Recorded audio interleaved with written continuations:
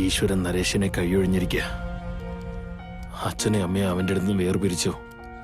ഇപ്പൊ അവന്റെ ജീവൻ എടുക്കാൻ പോവുക. ആരുടെ ജീവൻ ഏത് നിമിഷം പോകുമെന്ന് നമുക്ക്, പക്ഷെ നമ്മുടെ ഓർഗൻസ് ഡൊണേറ്റ് ചെയ്താ അത് മുഖേന കുറച്ചു പേരുടെ ജീവിതം രക്ഷിക്കാൻ പറ്റും. ഇപ്പൊ നരേശന് ആ ചാൻസ് ഉണ്ട്. നല്ലോണം ആലോചിച്ചൊരു തീരുമാനം എടുക്കുക. ഇങ്ങോട്ട് നോക്കേ. എക്സ്ക്യൂസ് മീ, ഒന്നും വന്നേ.